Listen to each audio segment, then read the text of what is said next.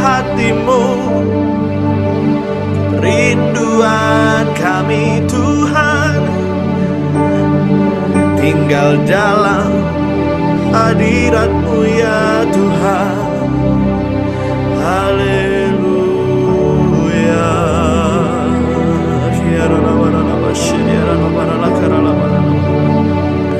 Kami mau masuk Tuhan dalam ruang Maha Kudus-Mu. Layakkan dan kuduskan Tuhan setiap kami. Kami boleh Tuhan merasakan kehadiran-Mu di tengah-tengah kami.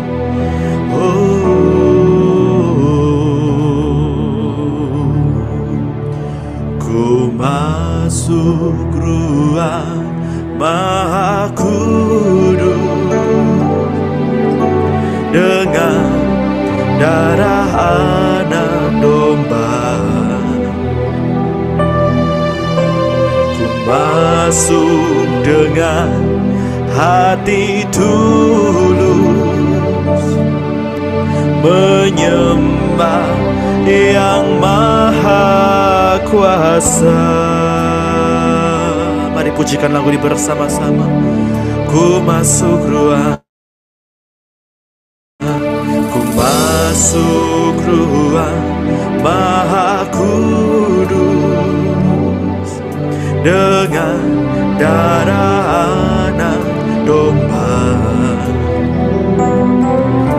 Ku masuk dengan hati tulus, menyembah yang Maha Kuasa.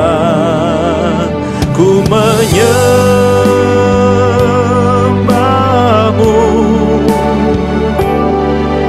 ku sembah-Mu.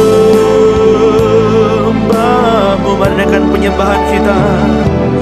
Ku menyembah-Mu, ku sembah-Mu, ku sembah-Mu, sebab nama-Mu kudus, kudus, kudus. Tuhan, ku masuk ruang, ku masuk ruang Maha Kudus dengan darah anak domba. Masuk dengan hati tulus, menyembah yang Maha Kuasa. Ku menyembah-Mu. Mari naikkan sembah kita kepada Tuhan. Ku sembah-Mu.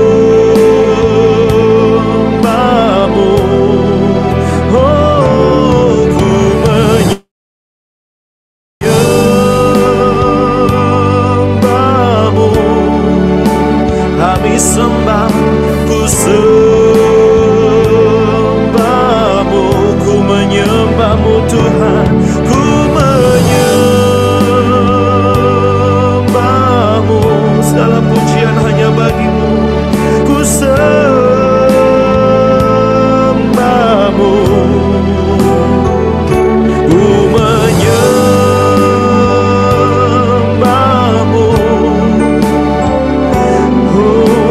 Sembah-Mu, sebab nama-Mu kudus. Kau kudus ya Tuhan, sebab nama-Mu kudus, sebab nama-Mu kudus, kudus. Tuhan, sembah Dia. Oh, Engkau kudus, Engkau mulia, Engkau suci. Kami menyembah-Mu ya Tuhan. Oh, kami rindu bersekutu dengan-Mu Tuhan.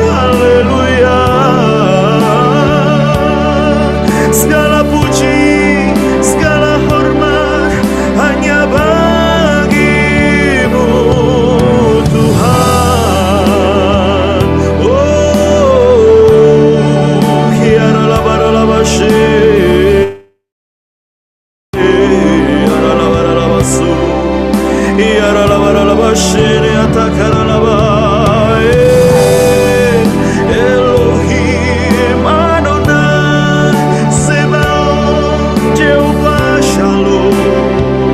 Oh, segala puji kami naikkan hanya bagimu ya Tuhan. Kiara laba laba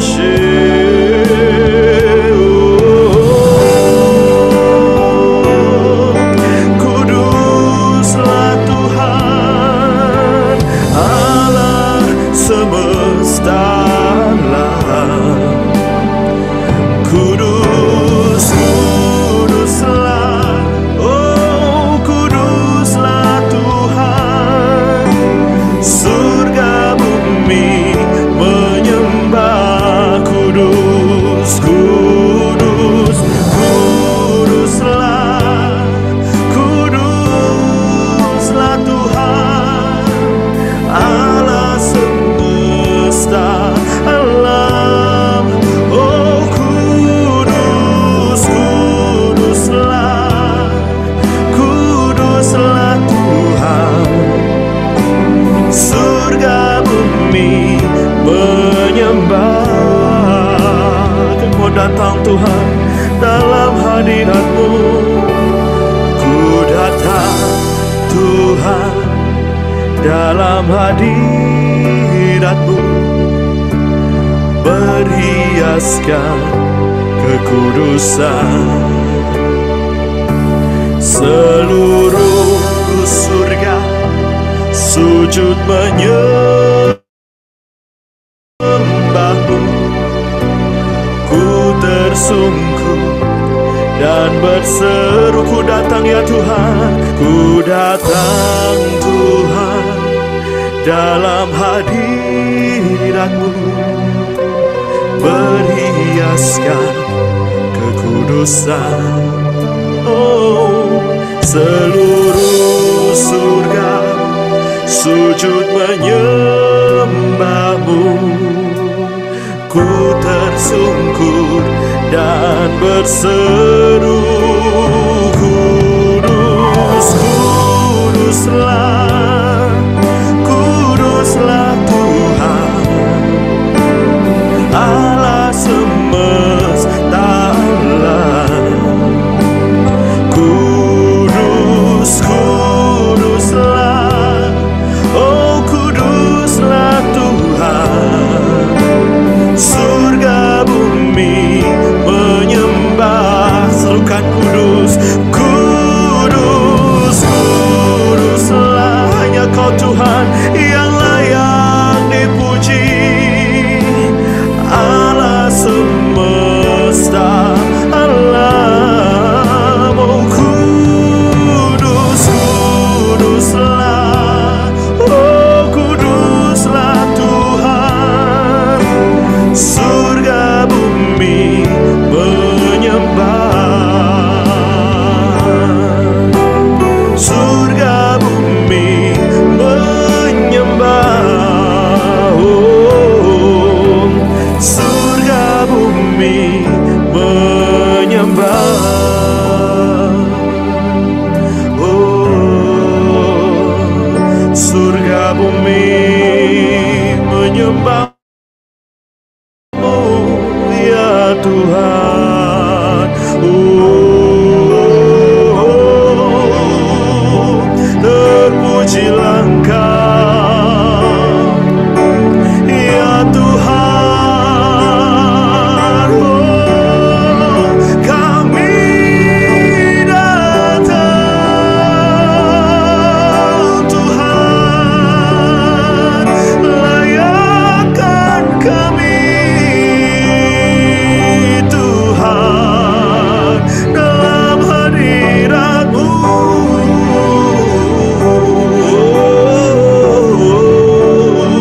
Ya Tuhan. Ya Rabashir, ya Rabashir, ya Rabashir. Mari rasakan hadirat-Nya pada saat hari ini. Dimanapun kita berada saat ini, Walaupun kita ada di berbagai tempat yang berbeda, tapi Tuhan adalah Maha Hadir. Dimanapun kita berada saat ini, Tuhan ada di tengah-tengah kita. Dalam hadiratnya, rasakan damai sejahtera dan kekuatan baru mengalir. Oh, ya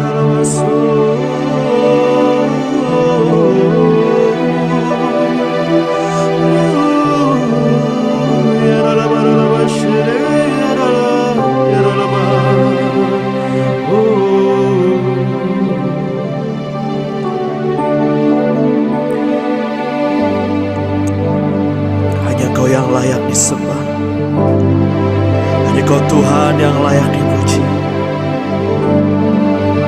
Ya Yesus, ya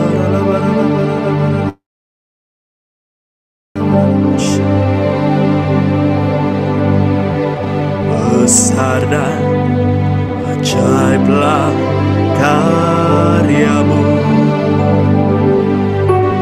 adil dan benarlah jalan-Mu, Raja segala raja yang maha kuasa, mulia nama-Mu. Mari pujikan lagi. Sungguh besar dan ajaib karya-Mu Tuhan. Oh, besar dan ajaiblah karya-Mu, adil dan benarlah jalan-Mu. Oh, Raja segala raja yang maha kuasa, mulia nama-Mu. Layaklah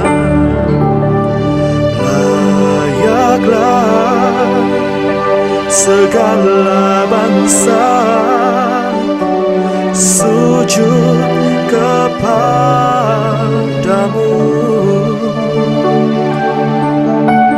sebab Kaulah yang kudus, layak disembah.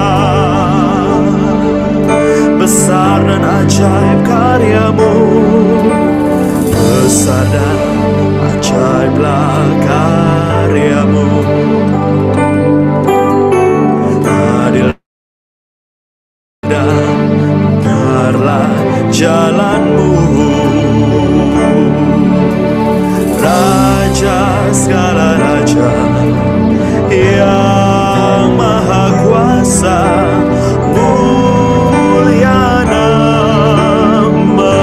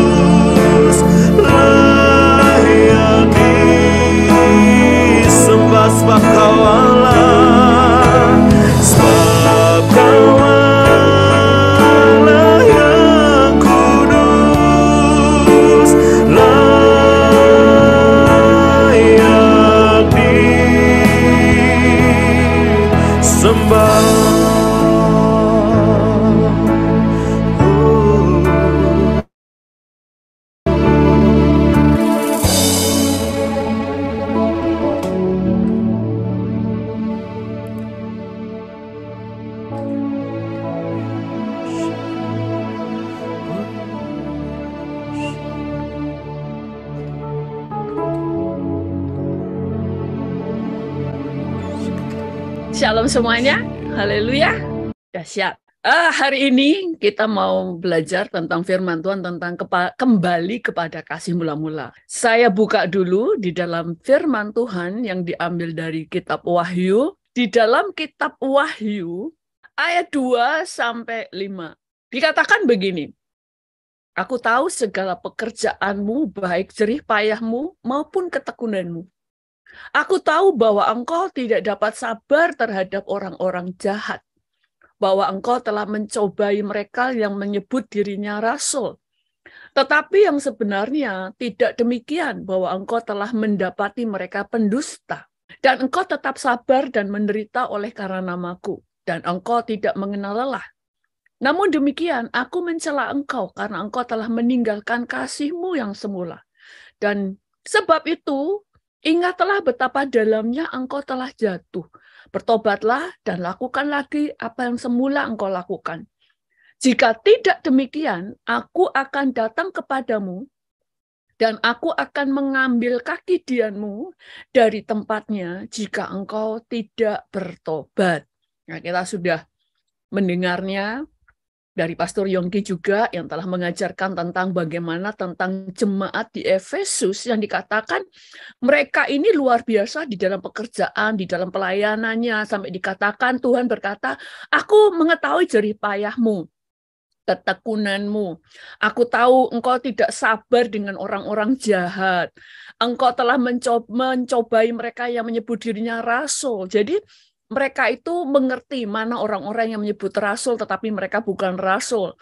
Tetapi sebenarnya tidak demikian, bahwa engkau telah mendapati mereka pendusta, dan sebagainya. Nah, yang kita mulai melihat di sini, Tuhan katakan bahwa, namun demikian aku mencela engkau karena engkau telah meninggalkan kasihmu yang semula. Dikatakan, aku mencela engkau karena engkau telah meninggalkan kasihmu yang semula. Lalu berikutnya dikatakan, sebab itu ingatlah betapa dalamnya engkau telah jatuh. Saudara, Tuhan itu berkata tentang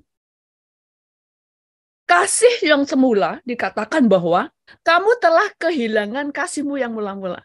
Nah, kehilangan kasih mula-mula ini ternyata dosa, saudara. Karena Tuhan berkata begini, sebab itu ingatlah betapa dalamnya engkau telah jatuh, bertobatlah. Kalau dikatakan bertobatlah, berarti tadi itu kan dosa, kan? Berarti adalah sebuah dosa pada waktu kita meninggalkan kasih yang mula-mula. Itu sebabnya kenapa firman Tuhan juga berkata, hendaklah pada waktu aku datang, aku mendapati engkau itu masih mendapati engkau di dalam masih berpakaian, engkau dalam berpakaian putih dan sebagainya. Bahkan Tuhan itu mau melihat pada waktu Tuhan datang, kita dalam keadaan bekerja dan sebagainya di dalam pekerjaan Tuhan.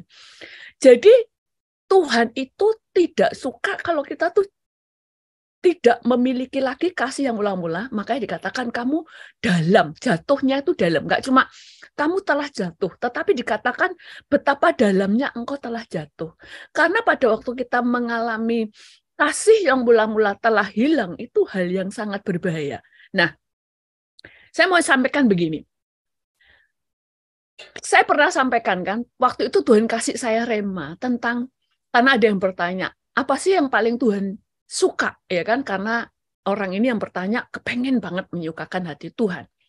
Dan Tuhan waktu itu kasih saya rema tentang di surga itu ada penyembahan. Jadi yang Tuhan suka itu penyembahan. Yang kedua ketaatan, karena dengan ketaatan Tuhan itu mudah menuntun kamu. Dengan ketaatan Tuhan mudah memulihkan kamu. Dengan ketaatan Tuhan mudah untuk mengarahkan hidup kamu. Dan yang ketiga adalah kamu. Kamu secara pribadi itulah yang disukai Tuhan.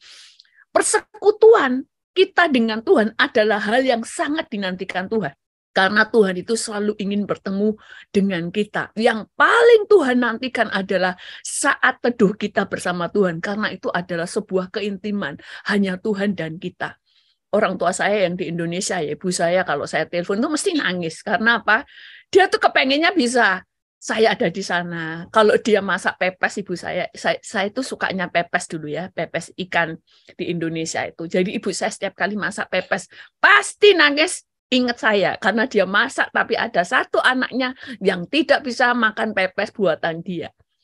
Dia hanya kepinginnya dia itu tidak yang muluk-muluk, tetapi pertemuan dengan anaknya. Sering ketemu.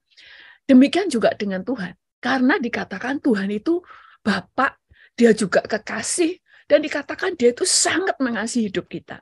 Nah, apa aja sih alasan kenapa kita itu kehilangan kasih mula-mula? Kita pelajari itu dulu. Alasan orang kehilangan kasih yang mula-mula. Yang pertama itu kecewa. Seringkali kita itu mengalami kekecewaan yang kita tidak sadari, kecewa dengan keadaan, kemudian akhirnya kecewa dengan Tuhan, itu memadamkan roh kita, saudara.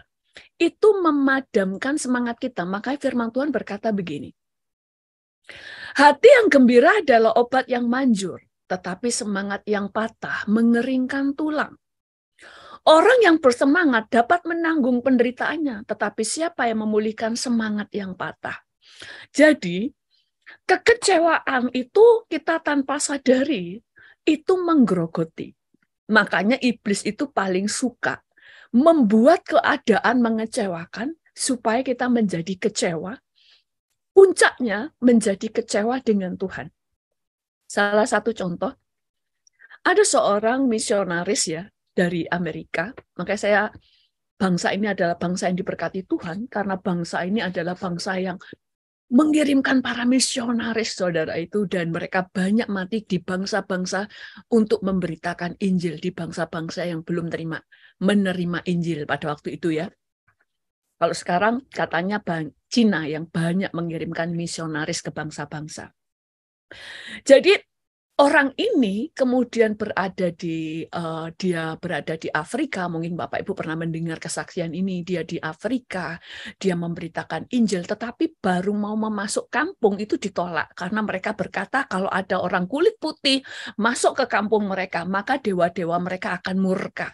Sehingga mereka ditolak. Jadi mereka ada di luar perkampungan. Karena di luar perkampungan mereka nggak bisa membeli makanan dan sebagainya. Dan mereka akhirnya kekurangan gizi dan kena sakit malaria. Dia punya anak berumur waktu itu masih 2 tahun. Nah, sampai akhirnya mereka mengalami malaria dan istrinya meninggal. Waktu istrinya sakit malaria, dia terus menginjili, hanya ada satu anak kecil dari kampung itu. Dia tuh belum tahu apa-apa, namanya masih kecil. Dia itu kasih pelajaran firman Tuhan setiap hari sambil dia sakit sampai akhirnya dia meninggal. Waktu meninggal dikuburkan di situ dan orang ini, misionaris ini sangat kecewa. Waktu dia sangat kecewa, kemudian temennya 2 orang pergi balik ke Amerika. Balik ke Amerika, tapi orang ini nggak mau balik ke Amerika. Dia pergi ke sebuah negara yang lain dan dia titipkan anaknya ke kantor pusatnya misionaris karena dia nggak sanggup untuk melihara anaknya karena dia terlalu kecewa kepada Tuhan. Anaknya waktu itu umurnya mulai 2 tahun. Dia meninggalkan anaknya, dia pergi dengan kecewa, dia kemudian menjadi orang yang mabuk-mabukan karena kecewa. Dia mabuk, kemudian, dan hal itu kemudian memadamkan apinya. Padahal dia dulunya dari Amerika bersama istri begitu berapi-apinya, begitu mengasihi Tuhan dan jiwa-jiwa, dia mau pertaruhkan segalanya. Tapi waktu kecewa, kemudian dia berkata gini, Tuhan, kenapa kau izinkan ini terjadi? Kamu yang mengutus kami untuk datang ke kota ini, datang ke Afrika. Kami melayani kamu, tapi kamu meninggalkan kami di negara ini. Sampai akhirnya istriku mati dan kamu benar-benar tidak melakukan apa-apa. Dan dia berkata gini, anak sulungku aja yang sekarang umurnya 2 tahun nyaris tidak terurus. Engkau meninggalkan kami. Hingga kecewa. Engkau mengecewakan aku. Betapa sia-sianya hidupku. Betapa sia-sianya pengorbananku. Betapa sia-sianya pengorbanan istriku. Itu memudarkan, saudara. Dan pada waktu dia mulai kecewa, saudara tahu, setelah anaknya mulai besar, mulai menjadi dewasa, dia kemudian membaca sebuah majalah itu berbahasa Swedia. Di situ kok ada fotonya dia, waktu dia bayi kan dia punya foto. Loh kok ini ada fotonya dia gitu loh. Terus dia jadi kepengen tahu. Lalu dia tanya orang untuk diterjemahkan. Dan di situ diceritakan ada seorang penginjil bernama, siapa ya namanya? David Flood dan istrinya. Kemudian dengan anaknya yang umur 2 tahun atau 3 tahun, dia menginjil dan dia menginjili seorang anak kecil. Hanya satu itu jiwa yang mereka menangkan. Dan ternyata anak kecil ini kemudian memenangkan kota itu 600 jiwa di bertobat. Dan setelah 600 jiwa bertobat, dia mengembangkan pelayanannya, membuka sekolah-sekolah Alkitab dan berkembang sekolah Alkitabnya sampai ada 110.000 orang Kristen di Zaire dimenangkan oleh anak kecil ini. Anak kecil yang diinjili oleh istrinya. Dan kemudian ada 32 pos penginjilan dan ada 120 tempat tidur di dalam setiap pos-pos penginjilan itu. Jadi pelayanannya luar biasa dari satu orang ini. Dan anaknya itu kemudian mencari bapaknya. Waktu ketemu bapaknya itu sudah kurus. Dia sakit, dia mulai katarak, dia sakit diabetes dan stroke. Dengan kekecewaan, dengan alkohol di sampingnya, di tempat tidurnya. Terus bapaknya gini, saya minta maaf. Waktu lihat anaknya dia sedih, saya minta maaf sama kamu karena aku meninggalkan kamu, bukan karena aku tidak mengasihi, tidak mau, bukan karena aku membuang, tapi aku nggak sanggup untuk membesarkan kamu. Terus anaknya bilang gini, enggak apa-apa, aku bisa mengerti. Tapi aku hanya ingin mau cerita bahwa Tuhan memelihara aku. Terus bapaknya bilang gini, Tuhan itu enggak memelihara kamu. Tuhan bahkan tidak memelihara aku. Tuhan meninggalkan kita. Terus anak itu bilang gini, ingat enggak anak kecil yang bapak dulu itu layani dan sebagainya, dia ceritain. Kalau sekarang itu dia telah memenangkan jiwa. Sampai 110.000 jiwa. Sekolah-sekolah Alkitab dia bangun. Dan banyak memenangkan jiwa. Bahkan tempat di mana dia dan ibunya dulu menginjil dan ibunya mati. Itu 600 jiwa. Itu semuanya dimenangkan satu kota itu. Dan kemudian dia, waktu zaman itu ya, desa atau kota lah. Desa ya kalau 600-an. Terus dia mulai melihat, oh Tuhan itu luar biasa. Dia bertobat, dia minta ampun, dia nangis, tiba-tiba roh Allah itu turun. Nah gini ya, waktu kita kecewa, itu maka ada yang celah, saudara. Itu membuat kita itu, roh jahat itu kan suka memanahkan api-api si jahat ya. Dia akan memenahkan kekecewaan itu membuat kita semakin keruh di dada, di roh kita, di hati kita. Sehingga kita nggak bisa rasain hadirat Tuhan. Waktu orang ini nangis dan minta ampun sama Tuhan karena sempat kecewa, itu roh Allah itu hadir. Dan menjamah dia sampai dia nangis di lawat Tuhan. Baru kemudian beberapa bulan kemudian dia meninggal, tapi dia meninggal dengan bahagia. Yang saya belajar di sini bahwa kekecewaan seringkali timbul karena kita mulai nggak percaya kepada Tuhan.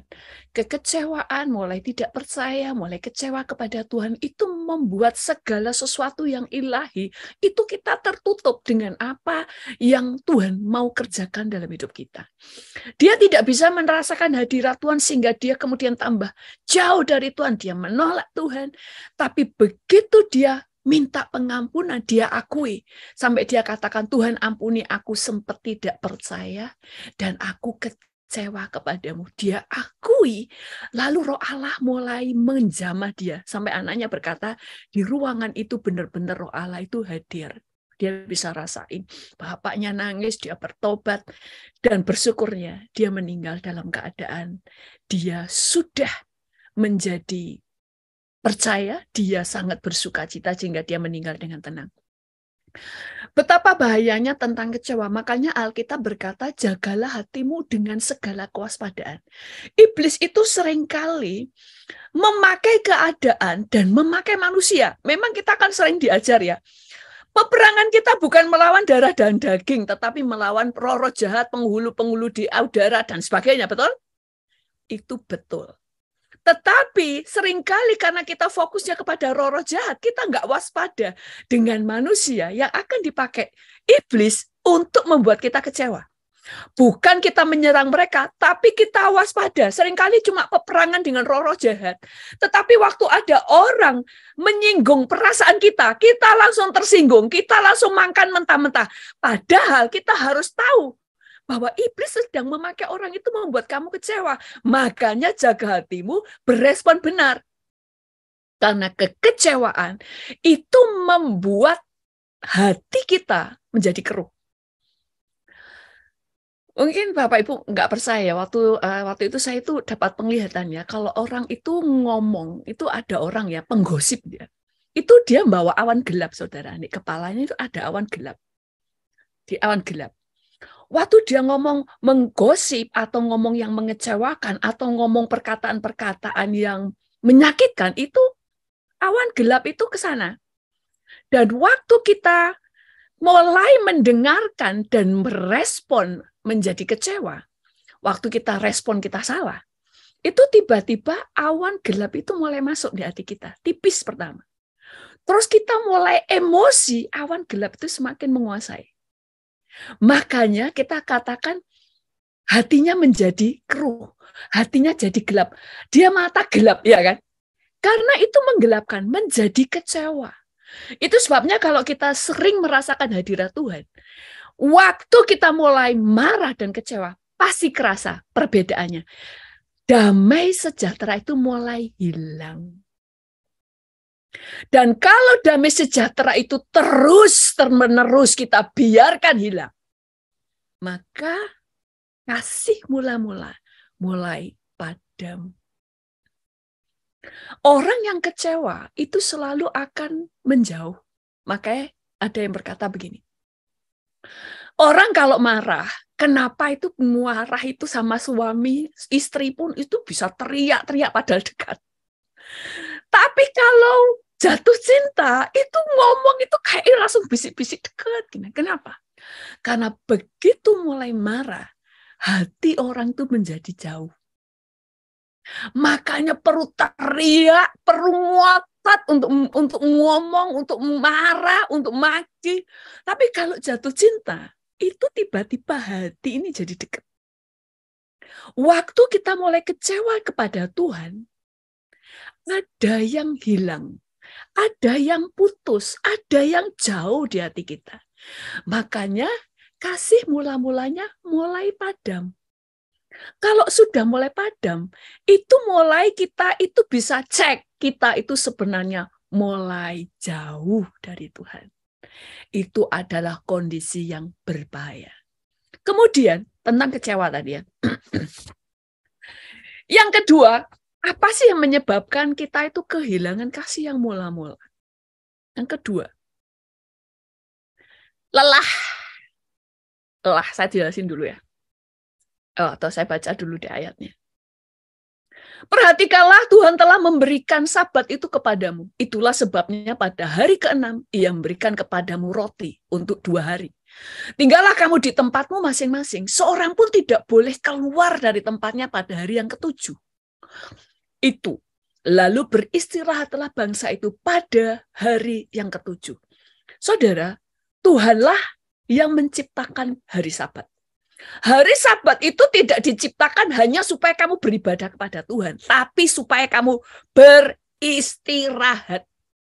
Maka tadi Tuhan katakan bahwa maka bangsa itu beristirahat.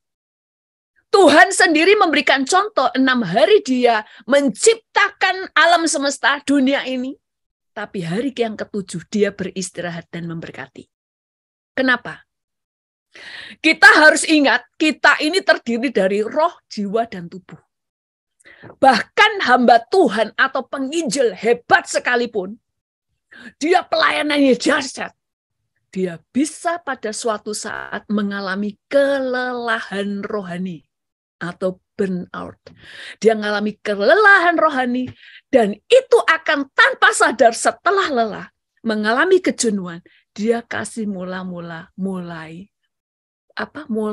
padam, mulai jauh, karena sudah capek. Makanya jadi orang Kristen jangan cuma ngeroh. Kita harus tahu kita terdiri dari tubuh, jiwa, dan roh.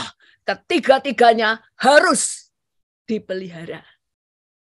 Karena kita masih punya tubuh dan jiwa, butuh istirahat. Dulu ada orang ngomong begini, atau masih muda dulu ya.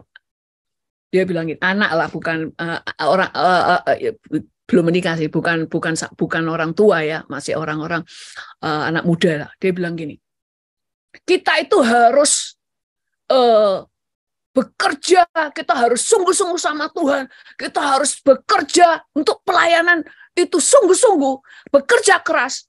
Iblis saja 24 jam bekerja, masa kita kalah sama setan? Kayaknya bener, rohani, tapi salah. Setan itu nggak punya tubuh, dia nggak bisa lelah, dia nggak punya jiwa, dia itu roh. Kita ini punya tubuh. Kita ini punya tubuh yang harus istirahat. Makanya kalau kelelahan, bahkan dalam pelayanan yang rohani sekalipun, harus tahu kapan harus beristirahat. Kalau enggak, maka tubuhmu itu akan mengalami kelelahan. Dan jiwamu akan mengalami kejenuhan. Kalau sudah jenuh, makanya banyak ya anak yang pelayanan nih. Waktu lagi baru bertobat, itu biasanya semangat pelayanannya, semangat 45. Semua kerjaan kalau bisa pelayanan semuanya diambil. Tapi di tengah jalan, dia akan meninggalkan semua pelayanan. Kenapa? Karena lelah tubuh dan jiwa. Makanya kita harus tahu, kita harus melekat kepada Tuhan. Roh kita yang kita butuhkan itu adalah hadirat Tuhan. Roh kita membutuhkan hadirat Tuhan. Makanya ada penyembahan, baca firman, dengerin khotbah, itu menguatkan. Tapi kalau jiwa, itu perlu refreshing. Makanya main game perlu. Boleh, maksud saya bukan perlu. Kalau memang yang suka game. Cuma tahu waktu kapan harus berhenti. Saya juga begitu, kadang-kadang nyiapin firman. Kadang kalau sudah capek, nggak usah dipaksa. Berhenti dulu. Lihat aja acara-acara yang bikin ketawa, ngakak, ya kan, udah selesai, fresh. Lanjutin lagi bikin khotbah. Kita ini masih punya jiwa. Tubuh juga begitu. Makanya kalau ini kita biarkan, kita roh, jiwa, tubuh kita lelah. Biasanya kita akan mengalami akhirnya doa malas lah, mulai kecewa, mulai jenuh. Padahal itu bukan karena setan, tapi karena kita tidak bisa mengatur hidup kita. Makanya kenapa kita jadi orang percaya harus bijaksana. Dibangun semuanya. Tubuh ini kalau sehat menjadi kendaraan yang powerful. Saudara mau kemana bisa. Saudara mau lari, mau kemana bisa. Tapi kalau sakit, ini menjadi penjara. Mau kemana-mana nggak bisa. Oh, otaknya pengen jalan. Wah, pengen. Tapi tubuhnya nggak bisa karena sakit. Makanya Tuhan itu ajar istirahat. Pelayanan pun tidak bisa 7 hari pelayanan. Walaupun itu pekerjaan rohani. Karena Tuhan sudah ngajar, ada waktunya sabat, ada waktunya istirahat, mau pelayanan, mau kerja, mau segala urusan, ada waktunya istirahat karena kamu punya tubuh. Ada sebuah penelitian ya, itu kejam juga ya penelitiannya, tapi itu berapa tahun yang lalu ya. Itu orang yang masuk penjara itu dikasih pilihan.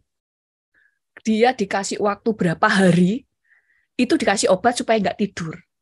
Kalau mereka itu berhasil, nanti dilepasin dari penjara. Dan benar saudara, banyak yang mau, enak lah. Oh, cuma 30 hari kalau nggak salah. Pertamanya enak, enteng. Oh, cuma nggak tidur. Ternyata setelah 30 hari, semuanya gila saudara. Kenapa? Jiwa dan tubuhnya itu nggak bisa. 30 hari atau kurang dari 30 hari. Mereka semua nganggap itu gampang bisa. Tapi semuanya itu jadi kayak tengkorak. Aduh, muka mereka tuh padahal tubuh, tapi kayak tengkorak semua. Dan dia tuh bisa teriak-teriak sendiri, jadi kayak orang gila. Kenapa? Kita ini jiwa dan tubuh, makanya masih perlu istirahat.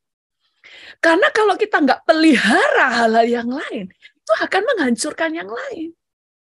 Sama dengan kalau kita nggak membangun mental yang kuat, imanmu itu juga akan dibunuh oleh mentalmu. Nah, makanya perlu keseimbangan. Kemudian berikutnya, apa yang bisa membuat kita itu menjadi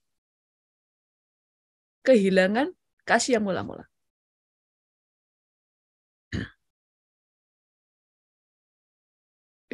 Mana ya? Saya tulis ya. Oh, oke. Maaf saudara-saudara, kadang-kadang ditulis nggak di-save, jadi hilang. Yang berikutnya, yang ketiga, apa yang membuat kita itu mengalami kehilangan kasih yang mula-mula? Kalau kita melayani, bekerja tanpa istirahat, yaitu tadi ya, nggak ada istirahat, semuanya kita lakukan sendiri, semuanya kita lakukan, itu akan kita mengalami kelelahan. Dan yang berikutnya, kita harus meninggalkan lingkungan yang toksik. Lingkungan yang toksik membuat api kita padam. Kasih mula-mula kita bisa padam. Karena dengan siapa kamu bergaul, akhirnya itu akan mengiritasi imanmu, mengiritasi kerohanianmu juga. Kita bukan menghindari orang-orang toksik, tetapi jangan menghabiskan waktu dengan mereka. Bukan memusuhi, kemudian nggak mau berteman, tetapi jangan menghabiskan waktu dengan mereka.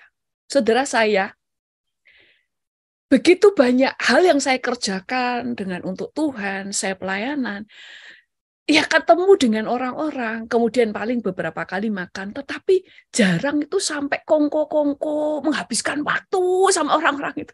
Tahu? Saya justru semakin segar. Si jiwa saya sehat. Karena apa? Nggak banyak dengar gosip, nggak banyak mendengar perkataan-perkataan negatif. Itu saya ngomong loh, saya sampai sering banyak yang ngomong gini, gimana keadaan nih Pastor Deborah sekarang? Oh nggak tahu ya, saya itu bahagia sekali. Saya mengalami kehidupan yang sangat bahagia dan fresh.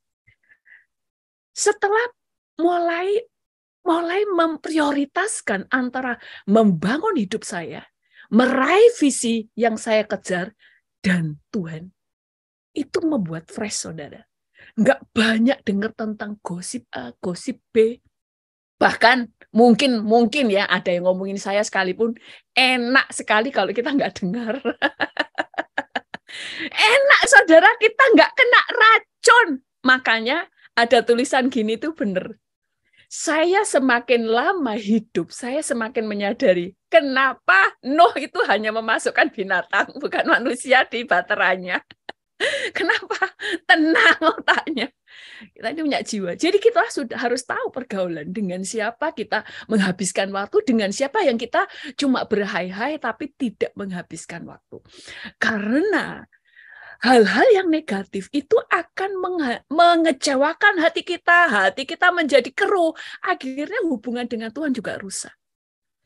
Dan yang keempat, apa yang membuat kasih mula-mula kita itu hilang, habis? Karena hubungan kita dengan Tuhan rusak. Hubungan dengan Tuhan rusak, yaitu tadi mulai kecewa, mulai kelelahan, kemudian kita berada di lingkungan yang toksik. Pada waktu kita kehilangan mulai ada yang toksik, itu meracuni, saudara. Akhirnya hubungan dengan Tuhan juga rusak. Udah mulai kecewa sungguh duluan, mulai lelah dan sebagainya. Itu sebabnya kenapa menjadi orang percaya harus bijaksana. Karena keselamatan kita lebih penting dari segala hal. Karena keselamatan itu urusan pribadi. Bangun hidup kita sehat, selamat, menjaga keselamatan kita, hubungan kita dengan Tuhan. Karena orang lain tidak bisa melakukannya untuk kita. Makanya kita harus atur hidup kita sendiri. Dengan siapa kita dekat, dengan siapa yang kita biasa-biasa. Dengan siapa kita bisa menghabiskan waktu, dengan siapa yang sekali-sekali saja.